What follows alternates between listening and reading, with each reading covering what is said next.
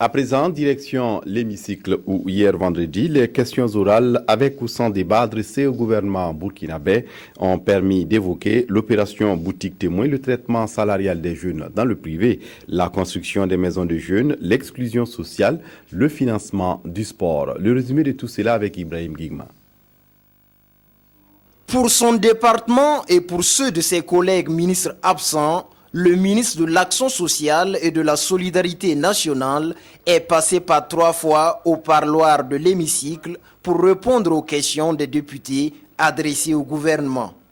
Comment amener donc le secteur privé à contribuer effectivement à résoudre le problème du chômage des jeunes tout en respectant les lois sociales en vigueur dans notre pays? Alain Zoubga a déballé une batterie de mesures prises par le gouvernement pour résoudre ce problème de l'employabilité des jeunes. Partant de l'exemple du drame de Logobou, le ministre n'a pas éludé la question sur les accusations de sorcellerie et l'exclusion sociale.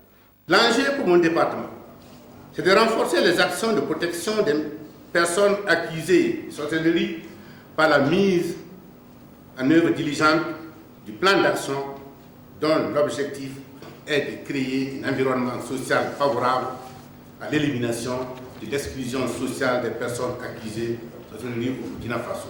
En l'absence de son collègue chargé des sports, c'est le ministre en charge des mines qui a exposé à l'hémicycle la politique de dynamisation et de financement du sport en réaction à la question du député Christian Bouda.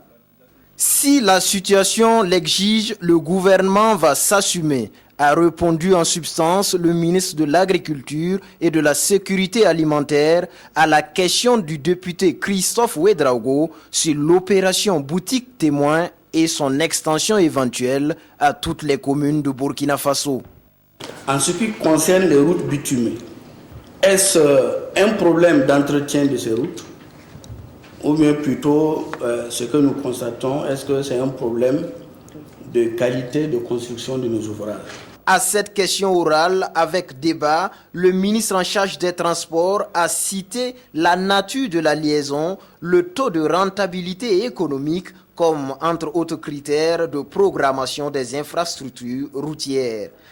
La ministre de la Promotion de la Femme, quant à elle, a décliné avec force détail les actions entreprises par son département pour éviter les mariages précoces du fait des jeunes eux-mêmes et pour la promotion de la santé de la reproduction.